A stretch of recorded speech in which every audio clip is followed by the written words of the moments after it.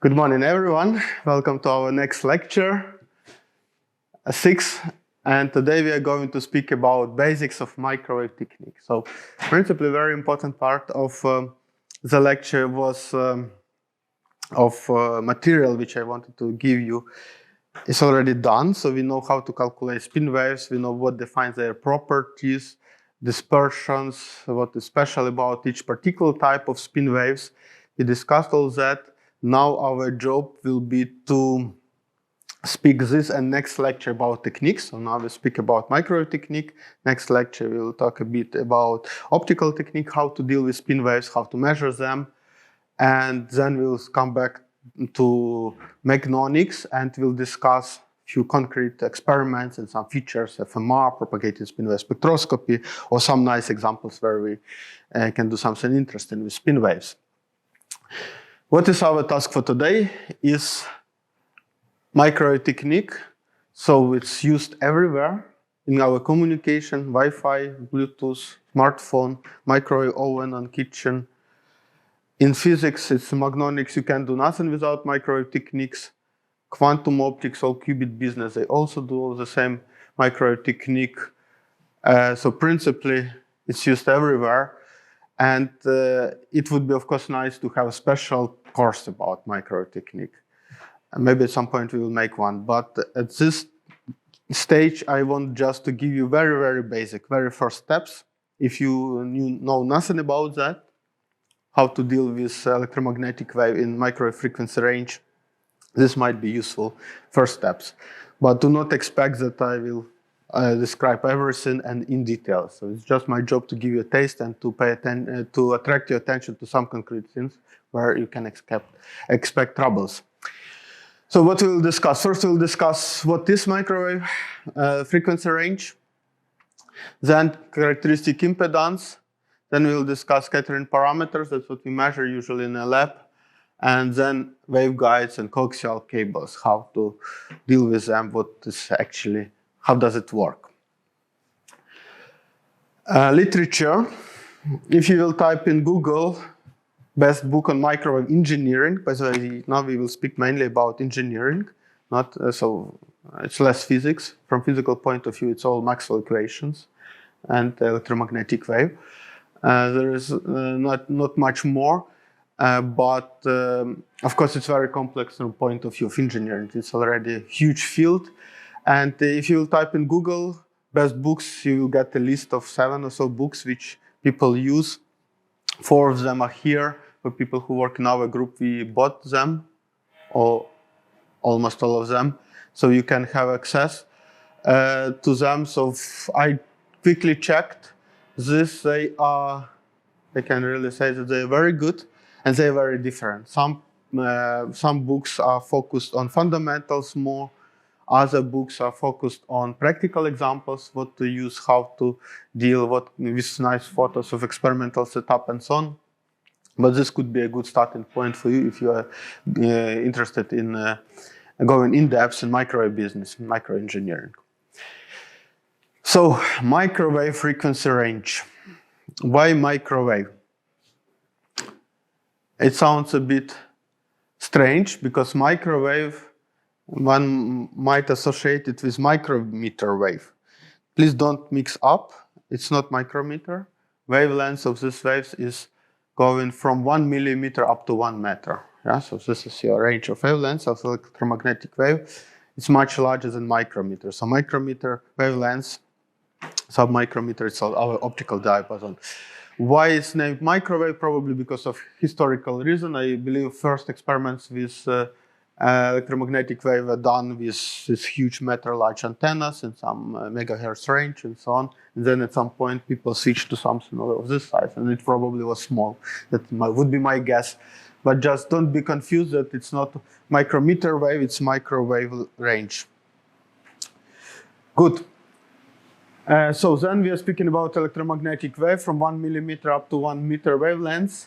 If you convert it to the frequency range, it means that we speak from frequencies from 0.3 gigahertz up to 300 gigahertz. So that would be the microwave range compared to, so here's our spectrum of electromagnetic wave.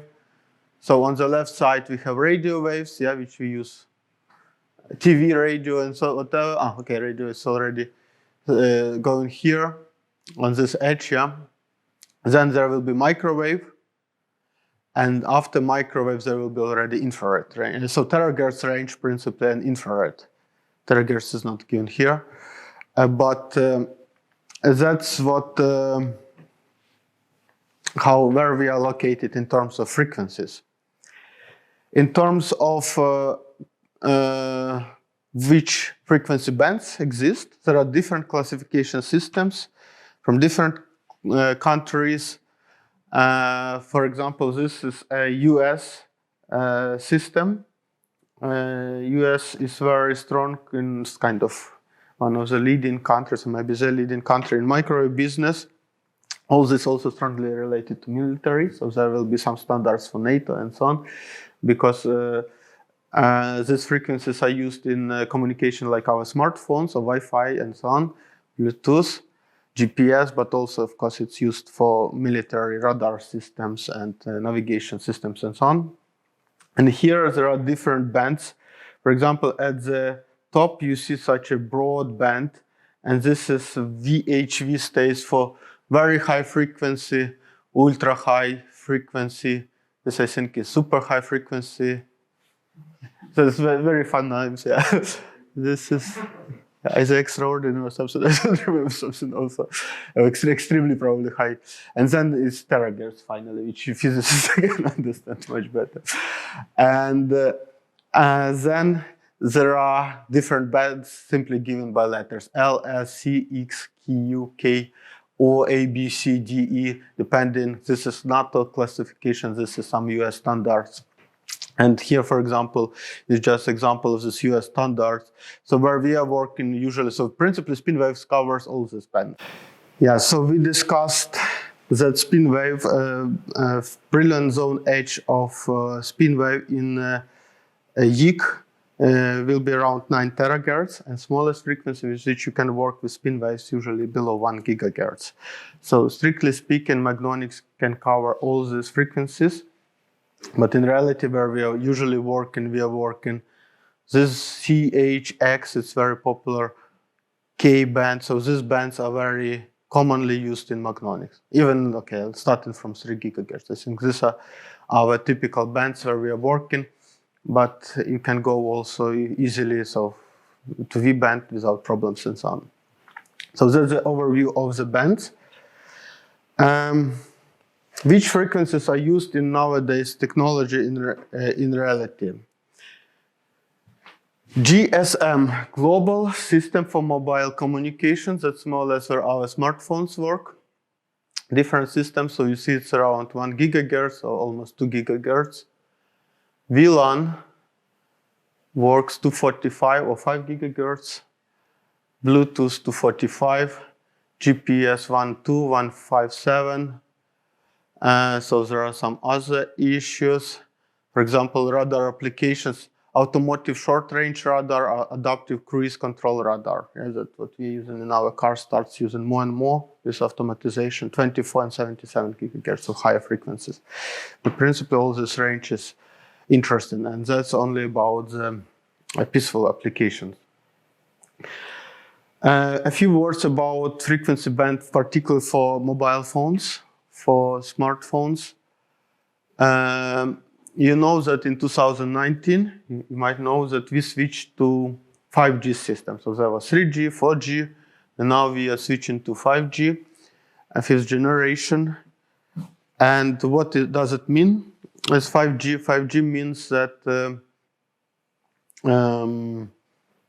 it's just next generation, and it's not only about increasing frequency.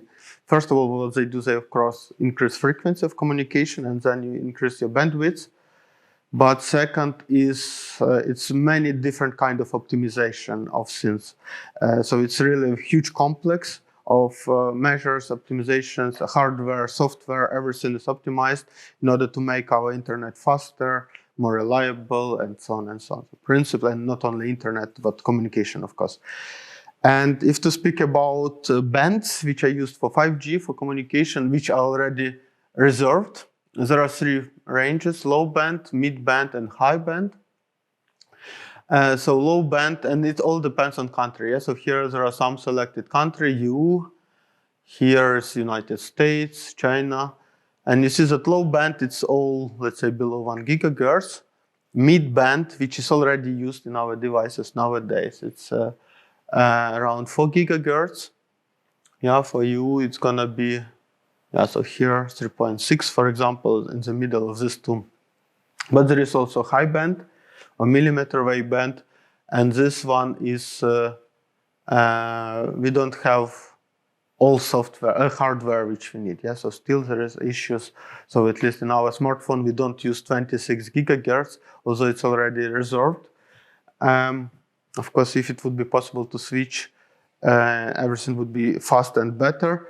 But people are working, particularly microwave filters are needed. And nowadays, main attention is going into these microwave filters using bulk acoustic waves, as they want to replace from surface acoustic wave filters, which are used nowadays in our smartphones, to bulk acoustic waves. And we actually try now also as colleagues to develop filter using spin waves for the same frequencies, because for spin waves it's not a problem to increase frequency. We'll see. Challenging task, but very interesting. How many filters you have in your smartphone? There was a talk, it just came from Intermag, from Sendai, and Plavit Haggard gave a talk. If I remember right, she has shown that in each smartphone there are tens or maybe even many tens of filters, microwave filters for GPS, for Wi-Fi, for Bluetooth, for different lines in the mobile network and so on. So let's say all our smartphones are full of micro devices and different frequencies ranges. Good. 6G. If you will go to conference, you will see that many people, scientists already start speaking about 6G communication, next generation after 5G. Therefore, I was curious myself, what is the frequency range is covered there. And principally in this source, I have found that as far as I understood it right, the frequency ranges are not fixed yet. So it's more or less like just a vision where to go, but it's gonna be everything above 95 gigahertz.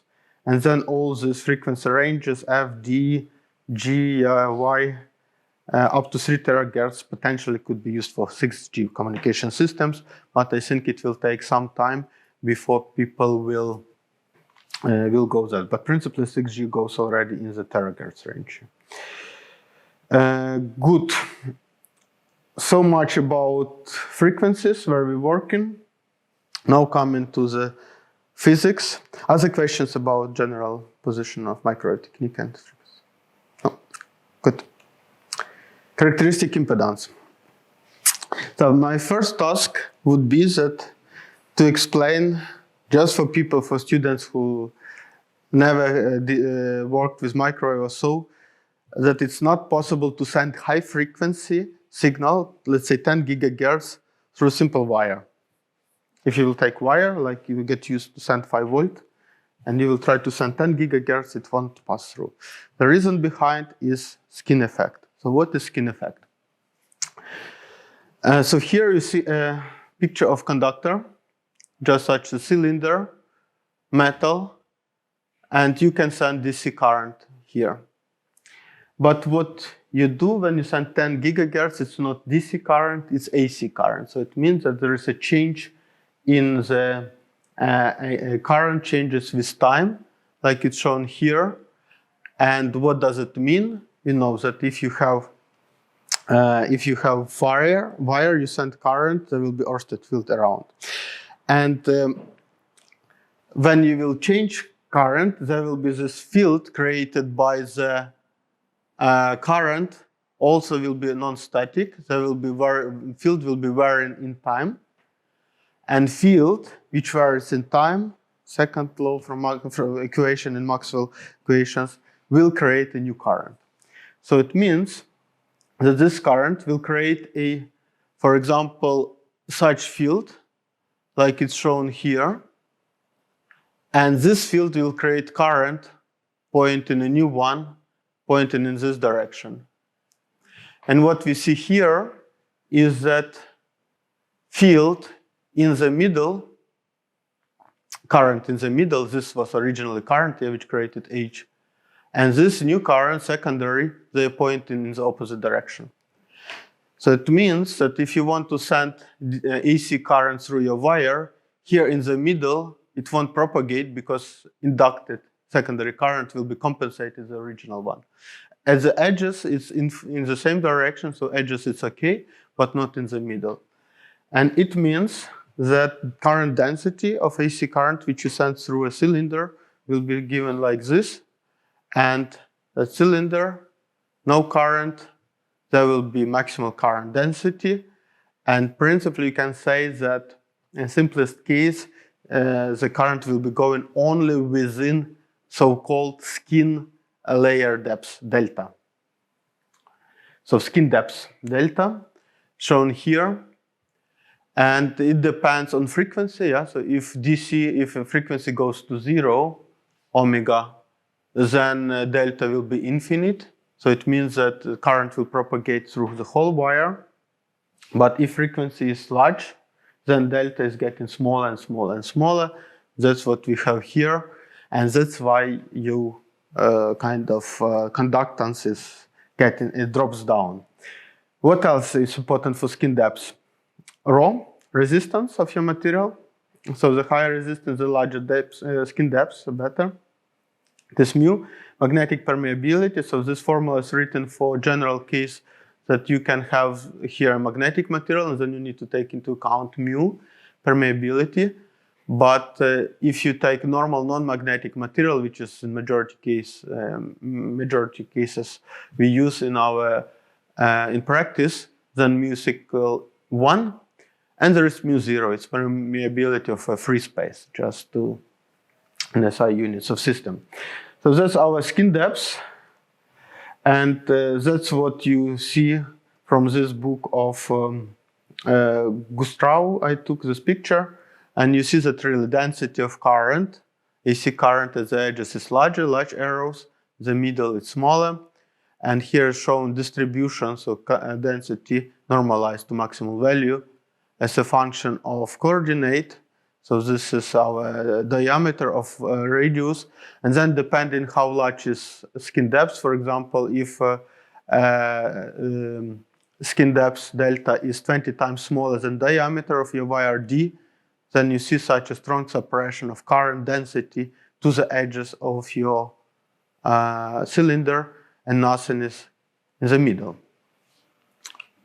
Point clear? Good. How large is this delta? Let us consider just simplest example of gold. I just took from Wikipedia 2.4 resistance 10 to the power minus 8 ohm per meter. And then if you will consider 50 hertz as a frequency which we use in our power sockets and in our everyday devices, then you see the delta is 11 millimeter. And the diameter of wires, which we really use in our houses, I don't know, 3-4 millimeters, depending how large current you have to send through it. So it means that delta is much larger than a real diameter. It means that we can ignore skin effect at all for 50 hertz. If you go to 1 megahertz, it will be 78 micrometer.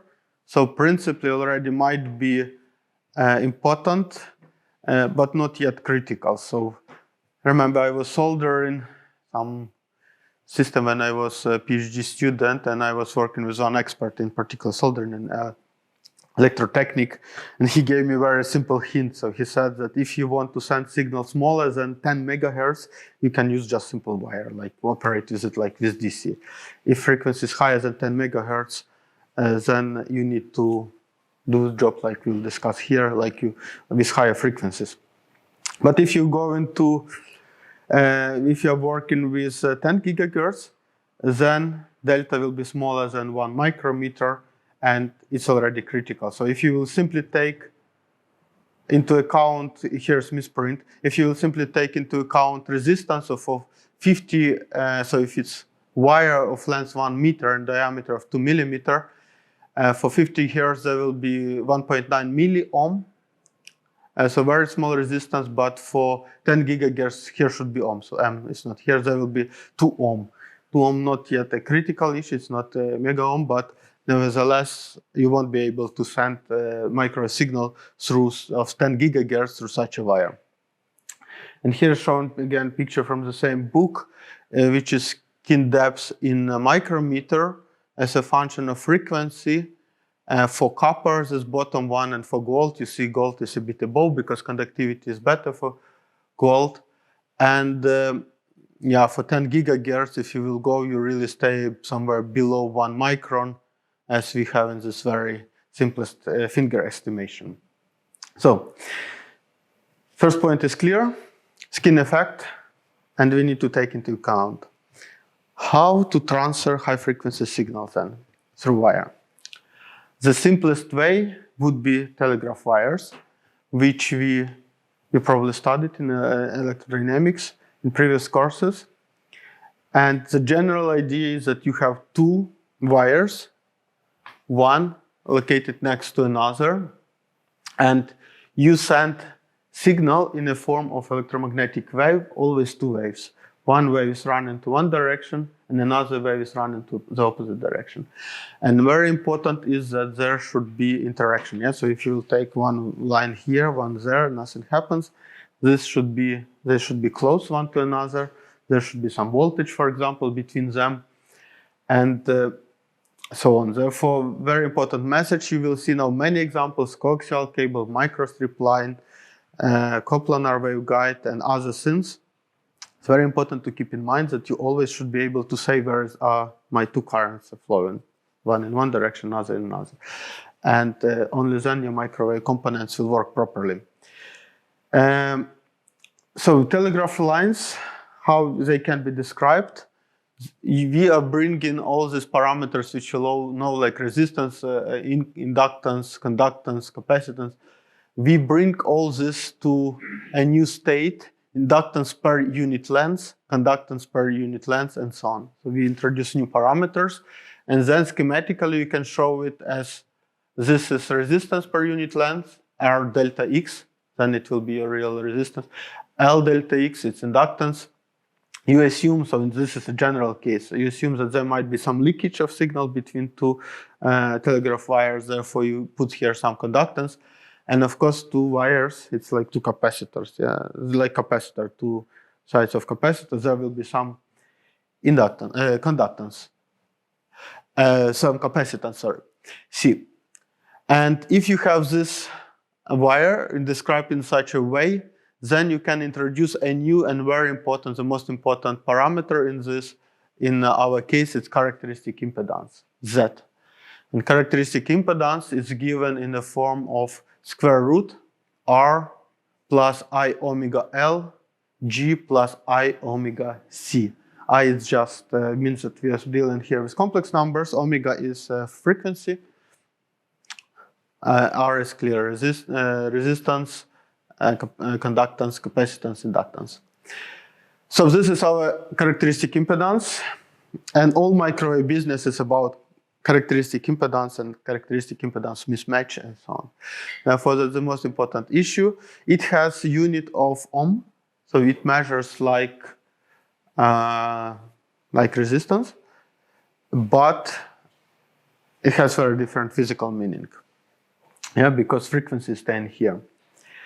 In the easiest case, if you will assume that you have perfect conductor, that there is no losses in the wire, which means that R is equal 0 or very small compared to L and C, and there is no leakage between 2 wires, G is also equal 0, then your characteristic impedance in this damping length case is coming to the simplest formula, all L over C, square root of L over C. So you see it depends not really on resistance, but on something different, on inductance, capacitance, on the shape of this one, of the telegraph wires and so on. Good. Is idea clear about characteristic impedance? Okay. Which characteristic impedance we are using in our everyday life? Here's just some table taken from Wikipedia. USB 90 ohm, HDMI 95, VGI 75, don't use so often anymore. PCI 85, so there are different impedances. For telephone port, it was even larger.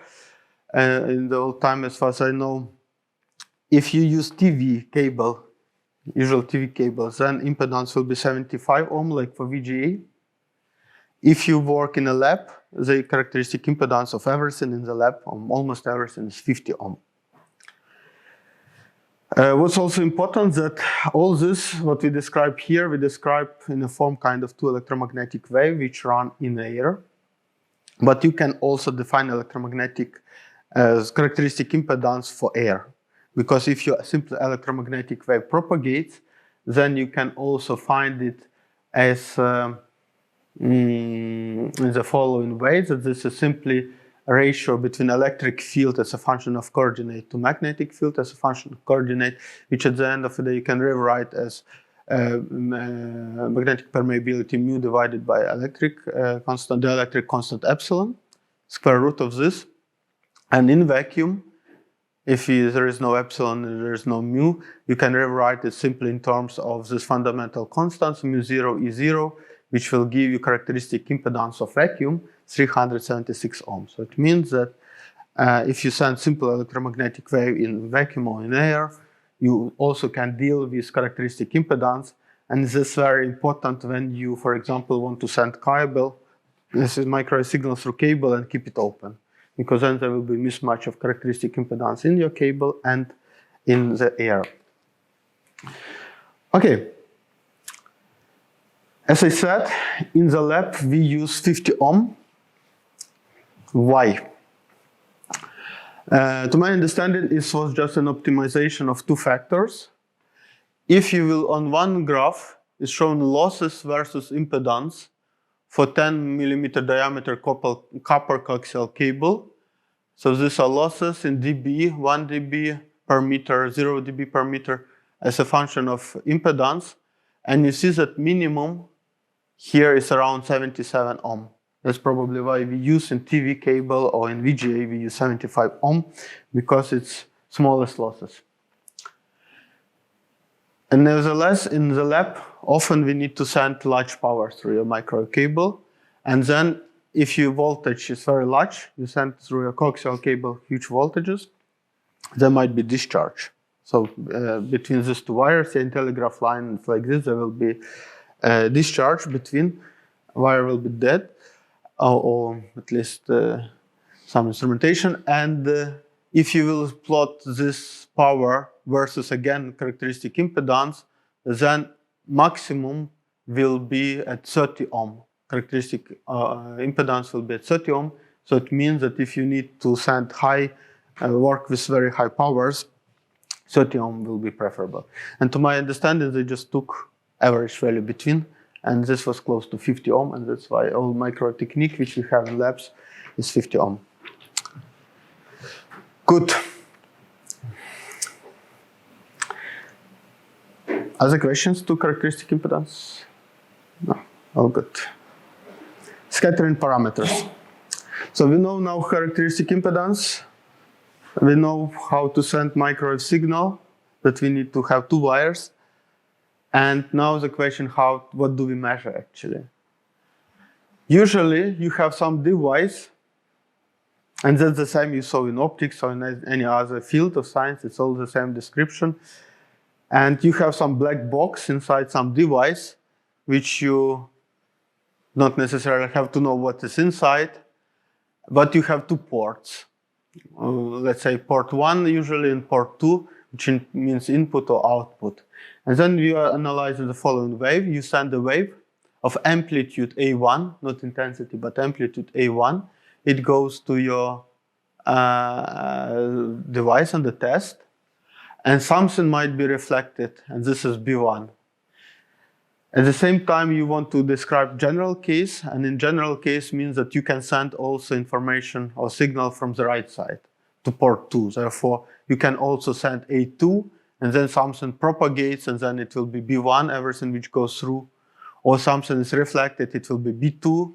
Or something, if you send signal to this side, A1, then B2 will be transmitted signal. And so we need these 4 amplitudes, A1, B1, B2, A2. And then we can very simply define this reflection coefficient, reflection factor gamma, capital. And this one is simply found as B1 divided by A1. So it means how much is reflected divided by the incident power, incident amplitude. If gamma is 0, it means that B1 is 0. So you send some signal and everything goes through, nothing is reflected, then reflection coefficient is 0. If everything is reflected, if it's perfect mirror, then B1 will be equal to A1 and the gamma will be equal 1. So gamma equal 1, everything is reflected, ideal mirror. All is simple. So parameter is important when you deal with this parameter to think in which range it varies. So we deal here with the simplest case when gamma changes from 0 to 1. Another parameter is T, transmission. And this one you find as B2, energy pass through, normalized by the incident A1, B2 to A1, and the same idea. So if T equal 1, it means everything passes through your device.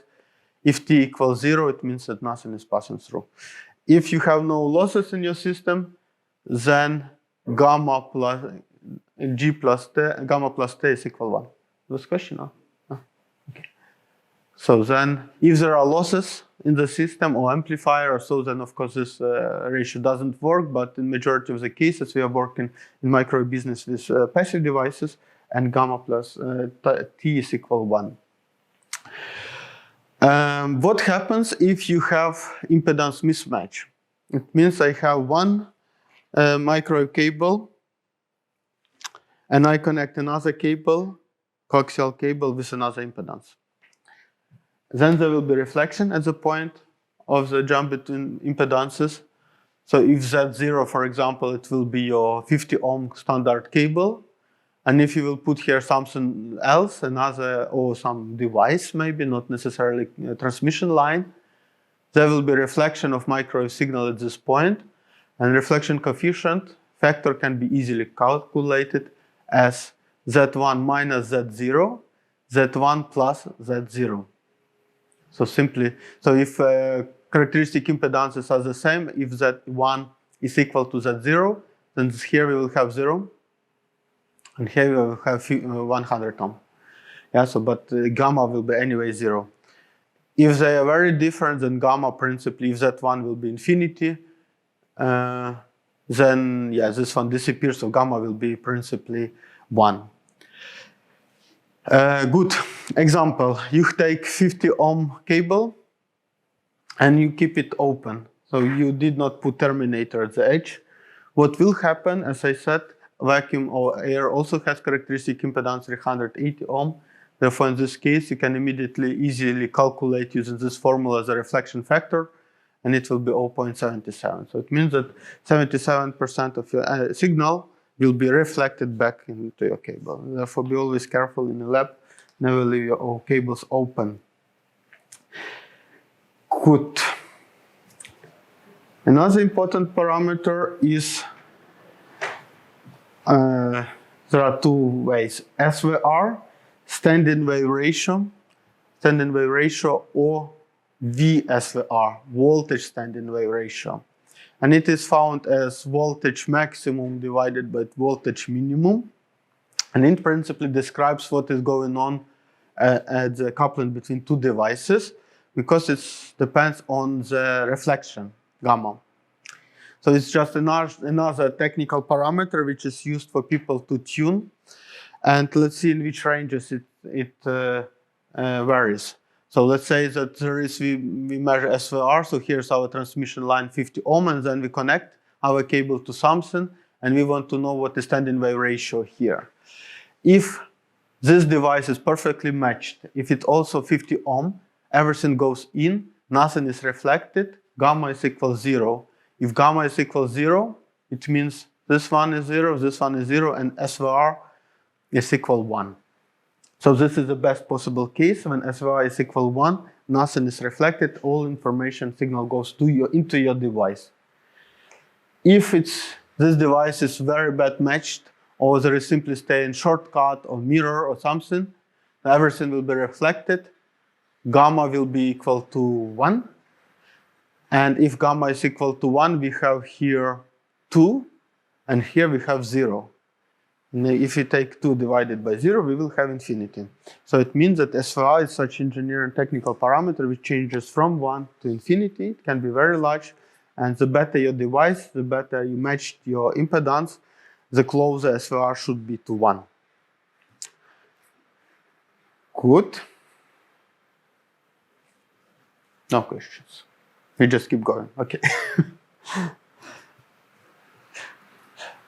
So one more basic, and then we switch to the question how to send electromagnetic wave. Smith's chart. Important issue, also closely related to reflection and to standing wave ratio, used intensively by engineers. We have in our labs a vector network analyzer, everybody have, and you can show there that please show me a Smith chart. That's really something really used. At the beginning, it was more like a graphical way to represent something. So it was good in the old times when people didn't have computers. Nowadays, we have computers and graphical ways is not so critical, but people still use Smith's chart because it gives you a good understanding. I don't go into the details, just give you taste that you can easily go through. If you want to understand either any books of that, which I have shown you, or a very nice video from Rode and Schwarz, where they easily explain everything. But the idea is the following. So principally, what it does, it measures you, it shows you reflection. So it's only for S11 or S22 parameters, so for reflection, let's say, parameter. I will show you what is S11 in a minute. And you have your line, coaxial cable, for example, 50 ohm, and then you put some device. And part of energy is reflected. Moreover, it's not only about reflection of amplitude of energy, but also reflection might happen with different phase. So that's what we are talking here about. It's not absolute value, it's complex numbers. So we are dealing with complex numbers, and we need to somehow plot all this. So that's how we measure, and that's our Smith chart. So what is shown here, this axis is the most important.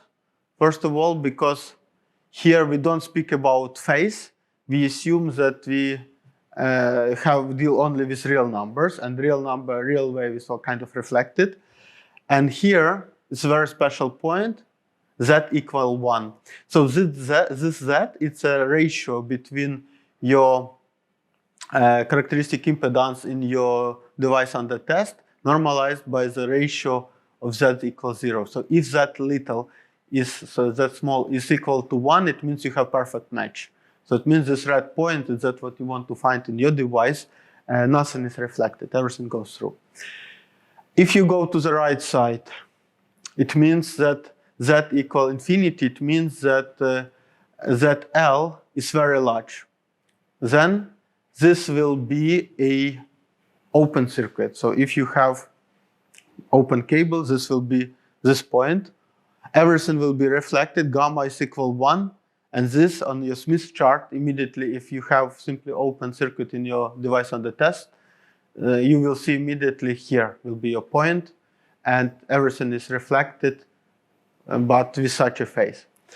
If instead of keeping it open, I take this cable, cut it, and connect ground to central line, I shortcut it, just usual shortcut, then also gamma will be 1, but then it means that my ZL is equal 0, and ZL is equal 0 is this point on Smith chart, this one. And here you see that gamma is equal -1. What means -1? It means also everything is reflected. So from open and from shortcutted, everything will be reflected, but with different phases. So this minus means that with a phase shift of pi. So this is a main line. And then on top, what you have, people draw such a circle. For example, we have perfect impedance match and people draw such a circle here, this blue one, and all points on this circle correspond to the characteristic impedance equal 1. The difference between these points on this line will be a phase of the reflected wave. So the phase will be different in different points, and your Smith chart gives you immediately information about impedance mismatch and about phase of the reflected wave. That's why it's important for engineers. Kind of, you see that here we shift gamma minus 1, gamma 1, and here gamma minus yod. Yod, it's E. Yeah, it's, where was, this one, I. Yeah, so complex simply value. And yeah, and then you more or less can understand what's going on. And usually if it's one device, it's only one point. But what the vector network analyzer does, it measures characteristic of your devices for different frequencies. It means that it put many points for each frequency, and pretty often the Smith chart, instead of having one point, you will have here some curve. And each point will be corresponding to different frequencies. So for different frequency, characteristic of your load device will be different. So much about Smith charts that you just know that this is to measure reflection in a proper, as what engineers are really using every day. For us, it's sufficient. We don't go to examples or so. If you are interested, you can go to this YouTube video. And I'm going to that what we really do in Magnonics every day. And these are S parameters. And S parameters is nothing else as a description of this reflection and transmission, but in a more generalized way. So this is our device under test, some black box. We have the same A1, B1, B2, A2 amplitudes of a wave, electromagnetic wave. And then if it's reflection from left side, then its parameters named S11. And this is found as B1 divided by A1. So this amplitude normalized by this one. Simply reflections from the left side. If you send signal from the right side, A2, B2, then S22 is equal B2 normalized by A2. All the same, just symmetric story, but S22 parameter reflection when you send signal from the opposite side of your device. Transmission, S21 is transmission. So B2 normalized by A1, so it's transmission from left to right. Please do not mix up, because that's what I especially have written here. 2-1 doesn't mean transmission from port 2 to port 1. It means transmission from port 1 to port 2, from left to right. That was how it was defined. And S12 is transmission from right to left. Transmission from 2 to 1, it's the S12. Or you can rewrite the same as parameters in form of matrix. Then on the left side will be B1, B2. That's everything which goes from the signal, from your device under test.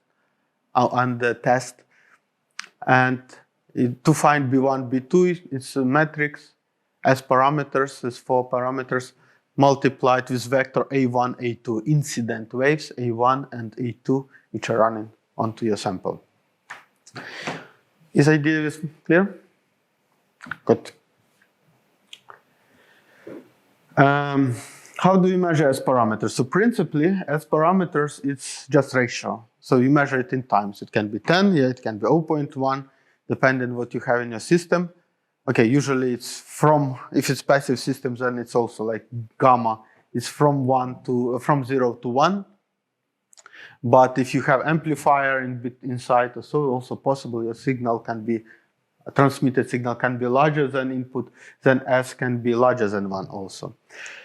But this is a number, yeah, 0.1, 0.2, and so on. Pretty often, if you want to cover larger dynamic range means difference between smallest and largest signals which you want to measure in your experiment, we switch to dB. To decibel, and the formulas how to switch to decibel, you probably seen already. Here we need to clearly distinguish what we measure, if we measure amplitude or power. Power or also intensity. Power or intensity is INP, it's amplitude square. Therefore, what you do when you switch to dB, if you want to switch to dB from powers, which you measured, then you do normalized power, so it's ratio, yeah, something to something, P to P0, and then you take logarithm tens from this ratio, and then you multiply it by 10.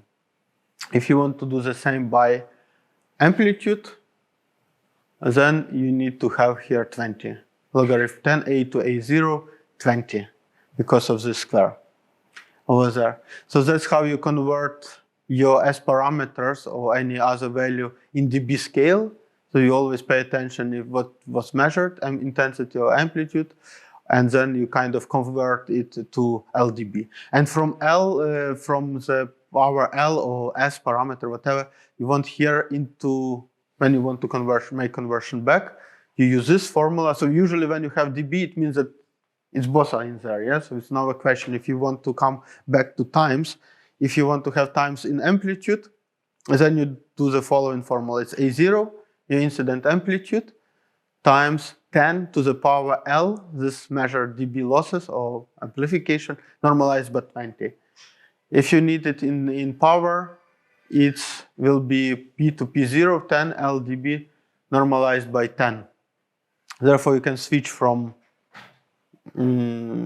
dB into amplitude into power. So people who are working with VNA often come into this question. If it measures, it gave me a result in dB, how to convert it into, is it amplitude or intensity? And I say, you can convert it into amplitude or intensity, whatever you need. Good. So much about S parameters and how to work with them in dB scale. Also, this slide is, I think, is very important in practice for people who are working. And because we have the following thing, we have dB, it's ratio, it's not absolute value. Yeah? If somebody tells you 10 dB, it means that something is larger than something else in 10 times, but it gives you no information about absolute value in power. So, and these are dB values. And here it's power ratio. So it means 0 dB means 1 in power ratio. It means that your A1 is equal to A2. That means that input and output signal are the same. If you go to 10 dB, it means that power ratio is 10. It means that your signal, for example, transmission, your transmitted signal is 10 times larger than input signal, 10 times larger. And that is also a special point because it's 10 times in ratio, power ratio, and 10 times in dB. But if your signal is 100 times larger than input, then it will be 20 dB. If it's 1,000 times, then it's 30 dB, and so on. That's why you see how many zeros we have here, and here we have simply 60 instead of 10. That's the idea why it's so comfortable to work with dB, with decibel instead of power ratio, because you don't need to carry all these big numbers. You always work in logarithmic scale. If your signal at the output is smaller than 1, so you have losses, and your signal is 0.1, so you lost 90% and only 10% goes through. In dB scale, it means minus 10 dB. And minus 0.01, minus 20. And then you can easily go in one another directions. And it's very easy. You can calculate how many dB. You can easy. So besides these factors, that simply each order of magnitude is extra 10, which you summarize, not multiply, but add to this value. There are two other values. 3 dB special one, because 3 dB it's 2. So if your signal is 2 times larger, that means you have plus 2 dB, plus 3 dB. If your signal 2 times smaller, it means minus 3 dB. And then of course, 4 times will be 6 dB. And knowing these numbers, you can principally calculate the 23 dB. Yeah? If I have at the output 23 dB, it means that I have 100 times 2 times. So it means 23 dB will be 200 times larger signal. Okay, you will play with it, you will try. Good, last point, also very important. dB and ratio, these are Absolutely, these are just ratios. So what is bigger or smaller than something? But in practice, we use often dBm. And this is conceptually different because dBm is absolute value of power. It's dB, how many dB per 1 milliwatt. So if you measure power in absolute values, 1 milliwatt, for example, in dBm scale, it will be 0 dBm. So now it's not something bigger or smaller, it's really how much watt, how many watt you have, but in logarithmic scale or in linear scale. So 1 watt will be then, this will be our 1 watt. It's plus 30 dBm, minus 1 microwatt. This point will be minus 30 dBm. So also don't keep in mind, don't mix up, because time to time I hear people automatically make this mistake, dB or dBm. Never mix them up, these are very different things. Good. Questions? No? With this slide, I want to give you the message that there are many different scattering parameters. So usually we really use S parameter, but there are many more. If you will go to Google or Wikipedia, we'll type, I think, transfer parameters or something, you will see that there are different. In my practice, I used this one. It's so-called T parameter. Therefore, I want to present it here. And why it's special? Because you remember how S parameter was defined. And S parameter here on the left side is staying a kind of emitted wave, or wave which is going from sample away, from device under test away. And on the right side, it happens, it stays all incident to waves. And then if you want to put two devices in line, like for example, we did here, and you want to find S parameter for the whole device, for the first one and second, it's very problematic. Because then you need somehow really to calculate first one, and then you need to find out what are the powers here, and then to calculate the second one. T parameter is very smart, because on the left side, on the select factor, is staying A1 and B1, simply signals which is incident and reflected, and on the right side is staying B2, A2, everything what is on the right side. Which means that if I want to have many devices in line, one device and second, third, this one will have parameter T1, T2, T3. Then what happens here is that you can find T parameter of the whole your setup, of everything what you have in the system, simply by multiplication of these vectors, of these matrices. So you have matrix for each of your devices, and you can multiply them, and then you will have matrix for the whole system. Therefore, T parameters pretty often is important when you work with. We used it when we described magnonic crystals, with some periodic structures, for example. It's very good. Then you just put it to the power n, or you really work with some complex devices. And then T parameter have many advantages. So I think so much about basics, what we measure and how. Other questions?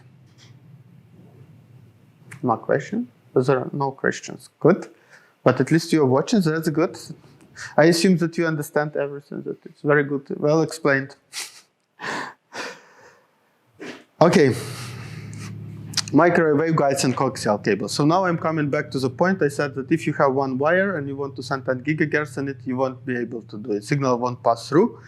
How to pass it? And one example was telegraph line, two wires together.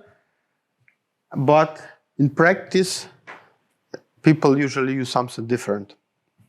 What different? There are different types. I will show you just a few examples. So this one is simply microwave waveguide, and it looks like a tube, but of rectangular cross section. So it has some size A and B, and what you have in reality here, just electromagnetic wave which runs in confined structure. You see that pretty often it is yellow. Yellow because it's gold plated. And why it's needed? Because if you want to have transmission with small losses, you need to have, you want to have material with small resistivity. And gold is, you don't need it to have very large, only more or less your skin depth, thickness. That's why to cover it with gold, and already characteristics will be very good. Principally, this, yeah? Don't the gold layer has to be only on the inside? Yes. And you want to ask me why they covered also outside? Yeah. Probably they did electroplating when you put it in, and probably it was easier to do it, to have it everywhere than only inside. But yeah, it would be my guess, let's say. Yeah, and pretty often, or silver sometimes is used as a cover, yeah. And it's very important to have surface, internal surface, very good mechanically. Therefore, these things are just done in any workshop, but not any workshop can do it high quality, that micro characteristics are good. And we are buying, so principally these devices are, in terms of transmission, they are the best probably. They're better than coaxial cable in terms of losses, but they have troubles that is, first of all, it's very uncomfortable to work with. If you have many devices, you need to put bands to connect them and so on and so on. Many devices simply to translate. I actually did my PhD with these guys, and it was okay. But nowadays we use coaxial cables, and it's much more comfortable. And second, what we need to keep in mind that coaxial cable, usually, which we'll discuss now, usually works in very broad range of frequencies. These waveguides work only in some range of frequencies, and its size gives you information about which range. So if it's like this, for example, then I would say it works from 2 to 4 to 5 gigahertz. If it's like this, then I would say it works around 9 gigahertz in the range of 3-5 gigahertz. Yeah. And then if you want to go to 100 gigahertz, then it will be very, very little cross-section of this waveguide, but principles of this one is probably already for 100 gigahertz. And therefore, just keep in mind that this is very good waveguides, but you need always to keep in mind in which frequency range you are working. How do you send signal? As I said, it's electromagnetic wave, but in confined structure.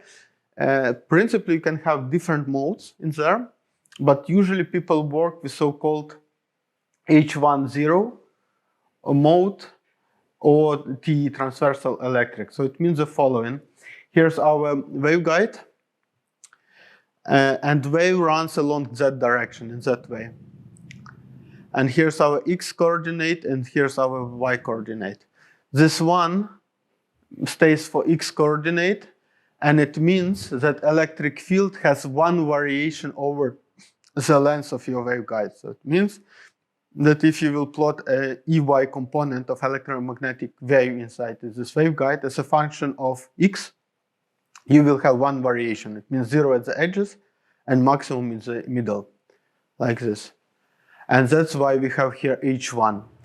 If you have, and 0 stays for Y coordinate, and if you will look on these green arrows, you see that everything is identical over this coordinate. So everything is uniform in this direction along Y, and if it's uniform, it means that this is 0. That's why this mode is named H10. Yeah, and TE, because EZ component of electromagnetic wave along the waveguide is equal to 0 in this case. Yeah, so there are higher, other modes potentially can be sent through it, and but usually people always work with this mode. There is also a trick if it's possible to send higher frequencies through waveguide or smaller.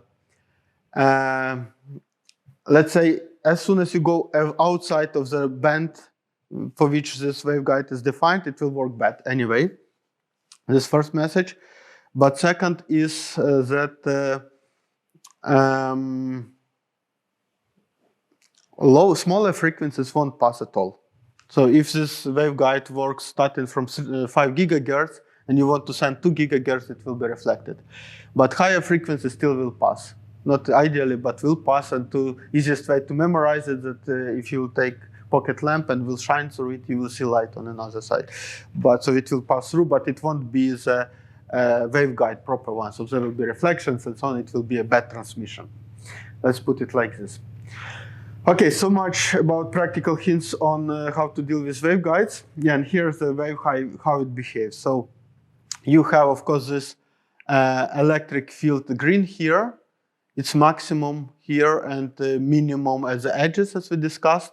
And around this green line, there will be Ørsted field, magnetic field, like always, yeah? It's closed, so electric field is not closed. It goes from surface to surface, and magnetic field is closed loop, and it's such a circles here, this blue, these arrows. And that's what you have it in dynamics, so it means that this electromagnetic wave in this form is just running along the waveguide. Good. Coaxial waveguide. We discussed that we have, if you want to send a signal through wires, then the one way to go would be telegraph lines, is simply two lines, one and another.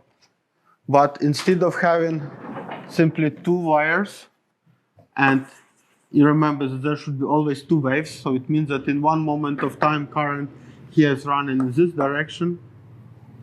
It means at the same moment of time here current runs in the opposite direction, two arcs. This is telegraph line, but what you can do, you can take this second wire and simply make it as a tube around the first one.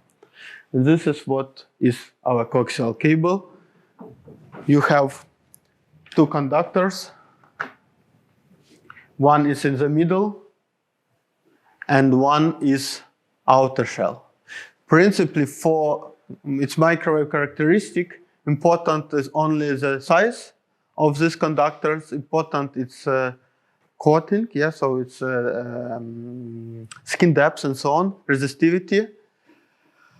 And important is epsilon. So this volume in between them is usually filled by some dielectric constant, and dielectric, so material with some dielectric constant more than one. And the dielectric constant, it's like, square root of epsilon is equal to n, refractive index. So it's like when you send light through your material with a larger refractive index, you change wavelengths. The same happens here. So it means that if you have large epsilon, you decrease wavelengths. And that's why this dielectric also is important. Also losses might take place. Also this breakdown voltage, which we discussed, is important. So there are many engineering kind of things, how to make a good coaxial cables. There are many on the market. And you just select which is good for you. Many engineering things, for example, if you see on this engineering things, you see here's middle wire, here outer, and principally it works already. And here some material with properly chosen epsilon. Epsilon, by the way, strongly influences characteristic impedance. So if you want to have it 50 ohm or 75 ohm, you need either to change geometry or you need to change epsilon here.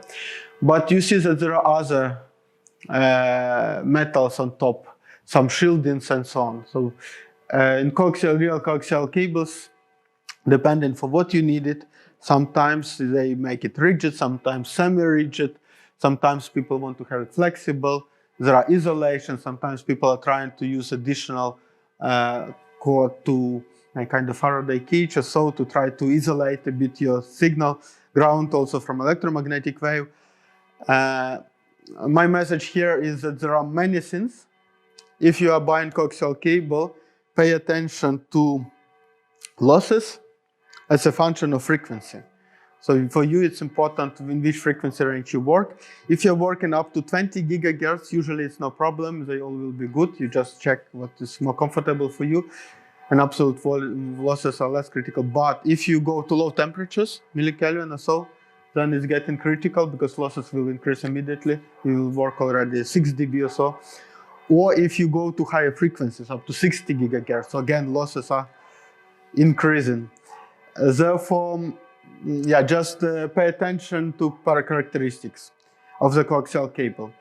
Second, what I want to tell you is that if you see that it's written, producer tells you that this cable works up to 20 gigahertz, it's not necessarily means that cable works up to 20 gigahertz.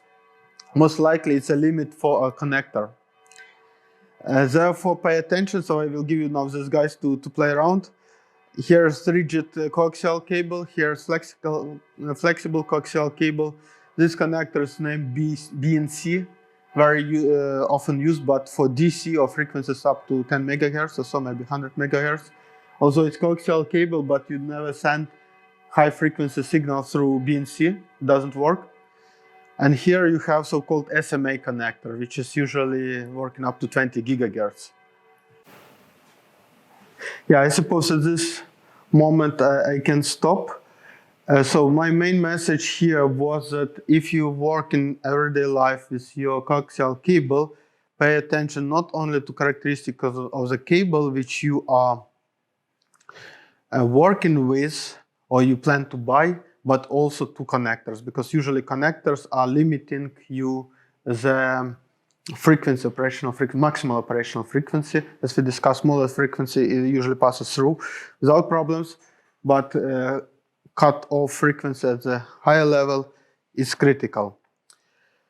And yeah, another advice would be, so we know S parameters, which you can how to measure them with this S parameters. If in your lab you have cable and you just start experimental setup and you have vector network analyzer which can measure your S parameters in a broad frequency range, I would always recommend to do just take your cable, connect to your VNA and measure transmission. Just to avoid surprises that something is broken, and you will know how many dB of losses you have in your cable, and it will cost you 5 minutes, but you will be sure that you know precisely what you are measuring. Other questions?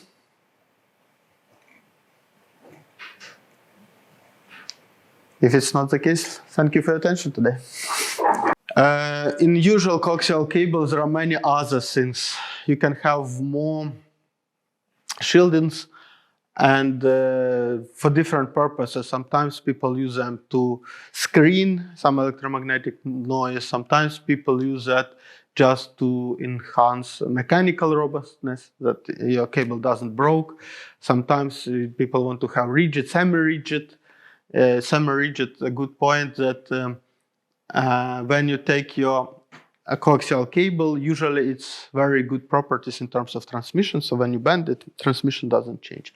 But what changes is phase changes. And for spin wave experiment especially, it's important. Therefore, if you have possibility to work with rigid cables and you are not able to bend them at all, then I would recommend it, or semi-rigid is a good option.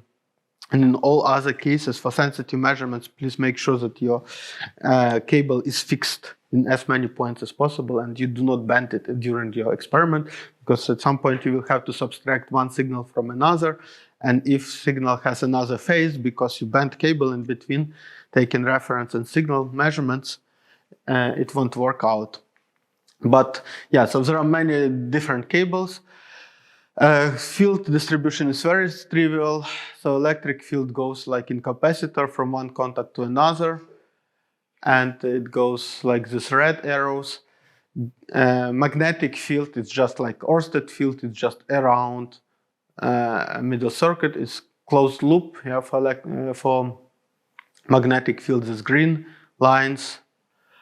And the mode which we use to send signal in the coaxial cable is TEM mode, which means that transversal electric and magnetic component. So it means that everything is, so this H component, this green one, and E component, they're both perpendicular to the propagation direction, which is along the cable Z in this case.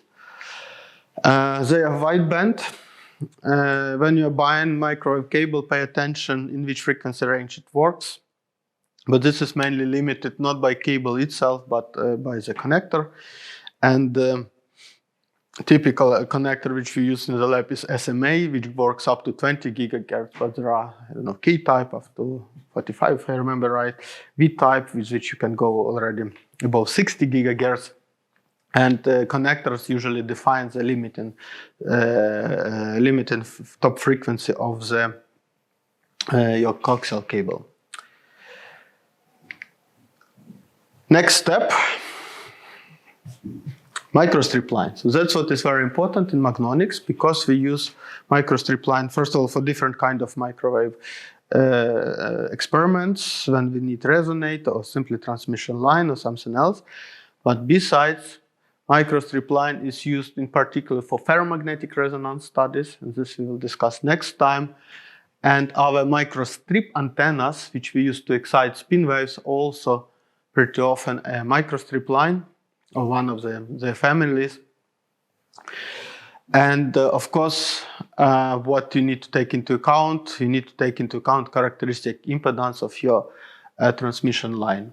So how to make a step from a coaxial cable to your microstrip line? The easiest one, if you have good imagination, you take coaxial cable, you cut it in the middle, and then you just unwrap it. And if you will unwrap it, you will get microstrip line. And or another way, you can look on it like on telegraph line, where this is one line and this is another line, but they have another geometrical form. Field for electric field distribution is very easy. It goes like this, yeah. These red lines, simply like in a capacitor. And magnetic field is behaving like usual Ørsted field around your signal line here, and it's shown like this. Keep in mind that in our magnonics experiment, we usually put our sample on top, and for that what is going on here is less important, although there are experiments performed a long time ago when people really managed to put sample in between here. But this most straightforward way, we are working with this green components of magnetic field, which is oriented in that direction, and we send microwave signal. Of course, everywhere where it's possible, you want to stick to 50 ohm characteristic impedance at 0. This characteristic impedance is given by several, there are many parameters, like for example, thickness of metal, but this one slightly changes. So if you use some standard duroid structure, this thickness and this thickness will be around 10-20 micron. But what really defines your characteristic impedance is the width of your strip, the height of the dielectric, and epsilon of dielectric. Therefore, what we usually do, if you want to order some microstrip line, you can just order by some PCB company which will make printed circuit boards for you. You first have to choose proper material with proper epsilon, with proper thickness, and you need to calculate more or less the width of the waveguide in order to have 50 ohm. Because like in this N-lunge connector, which you have seen, you will have on the other side of N-lunge connectors, there will be 50 ohm matched coaxial cable. Therefore, you need to make sure that this transmission line microstrip is also 50 ohm. And yeah, microstrip line itself, you also have seen one. So just for people who didn't work with them yet, might be a nice idea to play with. Yes, please. On the slide before, is it intentional that the magnetic field is parallel to the electric field at some points, or is this just drawn badly? So the question is if it's intentionally that magnetic field and an electric field are parallel here. No, I think it's just a simple sketch to show an idea. Of course, they should be perpendicular. Yeah. So here, of course, it's a question. I think it's just a sketch. So the right way to go would be to plug the system somewhere in COMSOL and to calculate. From the physical point of view, it's just Maxwell equations, but of course you need to have a proper simulation tool in order to calculate it properly. Thank you. Are there more questions? Yeah. And for these strip lines with the grounds on the bottom, and the gig on the top, we're then using the weaker field components because the highest field density is in between the dielectric material where we don't have access to, right? Yeah, so the question is... Are the outer fields also big enough? Yeah, so let me repeat the question. So the question of Andreas is that if it's a problem that here we have smaller, weaker component of field than here, and we have to work with a sample which is placed on top. Principally, it's not a big problem unless you do engineering. So for us, for physicists, we usually don't care if we lose 10 dB or so. We can always add a bit. And for us, it's important to see that property of your wave which you need. You are right that here magnetic field component will be larger because usually the dielectric constant here it's so around is air is epsilon 1, but inside usually is epsilon around 10. And materials with large dielectric constants, they kind of concentrate electric field in them, and then also magnetic field will be concentrated. Although there will be some thickness of 0.5 millimeters, so density also is an issue. But yeah, usually people just put samples on top because it's more comfortable, everything is easy and so on, and you still have higher sensitivity. But in the past, when people were trying to build microwave filters or so based on YIG, I saw some works when people really managed to plug YIG in between here. And in order to enhance efficiency of excitation detection, because if you build microwave filters, the largest problem is efficiency of excitation detection, so how much power you lose when you excite spin wave detect.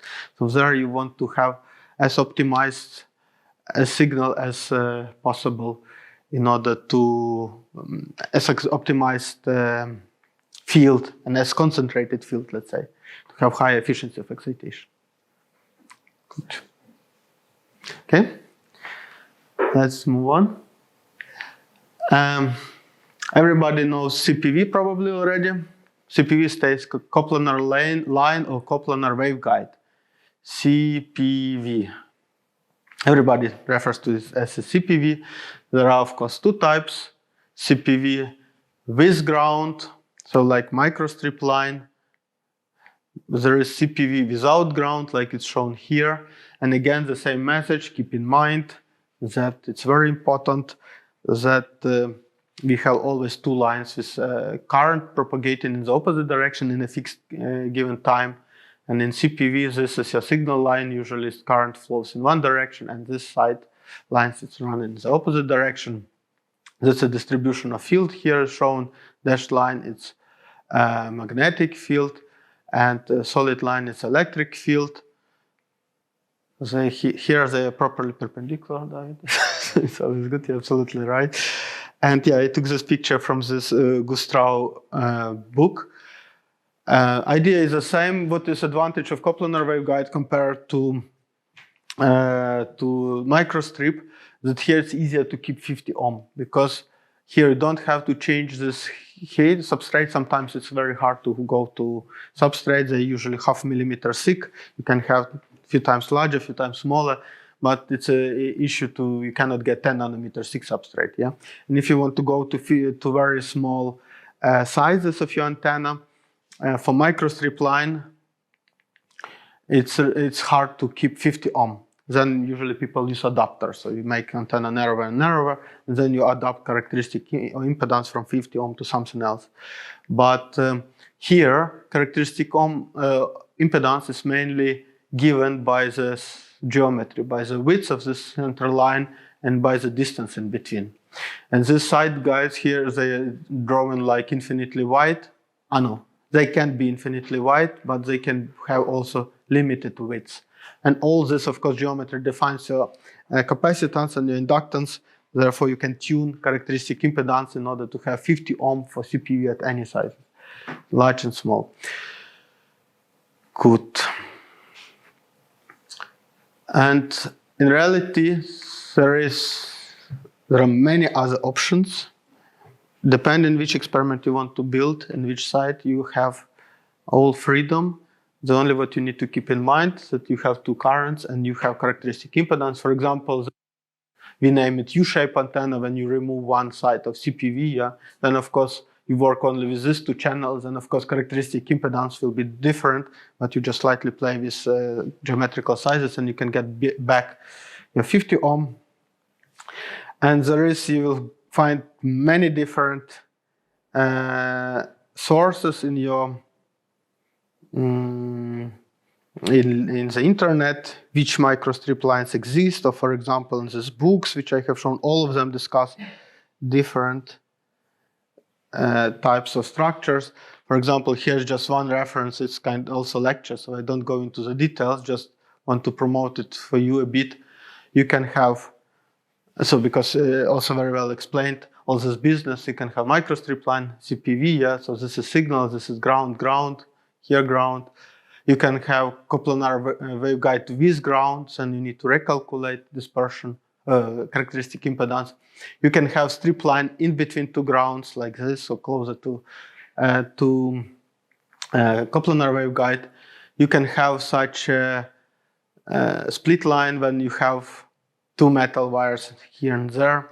And there are many, many different ways how else you can send microwave signal in your case. How does it work in practice? How we calculate? So if you want to do it properly, you use, there are specially designed softwares like Microwave Office, I think one was named. So, but there are, let's say, many other big packages. If you want to look on the physics, field distributions, and so on, then it's something like coaxial is a good package. But usually we start with simpler software. And there is one software, TX Line, which we use in our group, and I was very surprised to see that this is print screen actually from a book. So it means that this expert in the microwave technique, also is using the same software. We have it, doesn't Apple, so you need to use Windows. At least I didn't find one. And but main idea here is that there are many simple programs which calculate your characteristic impedance, and how it usually works. What you need to put parameters like material, for example, here is alumina, aluminum oxide. Then you put the electric constant around 10. Then you put conductor, so conductivity matters, for example, gold here. And then you have different types of structures, microstrip, strip line, CPV, grounded CPV, and so on and so on. There will be a little sketch which will show you what is what. And then you have two options. Either you plug in impedance, so I want to have 50 ohm, and then probably you can synthesize something. You just press this button and it will calculate you what should be the width and the height of the device. Or you can put height, width, and press this button, and then it will calculate you, if I remember right how it works, it will calculate you the characteristic impedance. And then you're just trying to keep your characteristic impedance 50 ohm always. And I should say that in majority of the cases, the simplest analysis works very good. So at the end of the day, whatever you will build, you take vector network analyzer and you measure S parameters. So if you have coaxial cable, your device coaxial cable, you measure transmission. If your loss is, let's say, smaller than 1 dB, then you did everything correct. There is no losses. Another option is you just type in Google microwave impedance calculator, and you will find a bunch of other kind of software. So here's the same idea, just microstrip line. Again, you can put width, thickness, dielectric thickness, electric constant, and it will calculate you. So this is just one example which Google gave me, but you can find many of them, and that's what is recommended. But there are more professional software for calculating impedance or for calculating all physical properties like COMSOL. Just go ahead and use them. Other questions to how to send micro signal? No, idea is clear. Yeah? Last slide. As I said at the very beginning of this lecture last time, that it would be cool to have the whole lecture course on microengineering, because it's a very big field, very well established since it's our communication, the numbers with which they are working in power and so on. In our smartphone, sometimes it's impressive also for people who are working in the lab, how strongly developed and how impressive instrumentation they have. And in our microwave lab, we have many different microwave components. So I don't go through them, but just to give you a taste of what I'm talking about, we need to think there will be different types of transmission lines. So microwave cables, these open waveguides, microstrip lines. There will be many passive components like attenuators. Here attenuator, which simply decreases your power. There are different polarization-based attenuators. There are other types. For all these devices, again, check first of all if you need to buy this. You check if what is frequency range, maybe what is SVR, standing wave ratio, that you have a good matching of characteristic impedances. Yeah, if you work with this waveguides, you always will need something band waveguides, band 90 degree and so on, simply to be able to guide signal from one device to another. Filters of different types made based on this waveguides or made on microstrip. Different filters. For filter, always very important band, what is sent through, what is absorbed or reflected, what are the parasitic losses in the frequency range where you want to send, and what is isolations, of course. So what will be the transmission outside of your band? Yeah. So there are these very important parameters. Phase shifters. So there are devices where you need to change phase of your signal, like this. Power dividers, when you need to split one signal into two. Directional couplers, which is you can have such device that 90% of your energy goes straight and 10% is decoupled, and you use it in order simply to see what is going on in your system.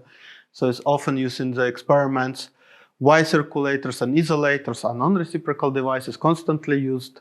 The isolator is simply the element in which you send signal in one direction, it goes with some small losses and nothing is going back.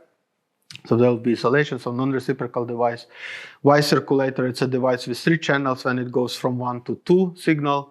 And when you send it to 2, nothing goes back to 1, but everything goes to 3. And from 3, it all goes to 1. So also such a non-reciprocal device, usually with YIG sphere inside. We speak a lot about YIG here.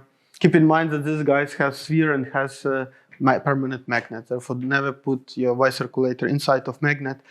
And when you store them, don't put them together. Keep some little distance between that magnet, do not demagnetize.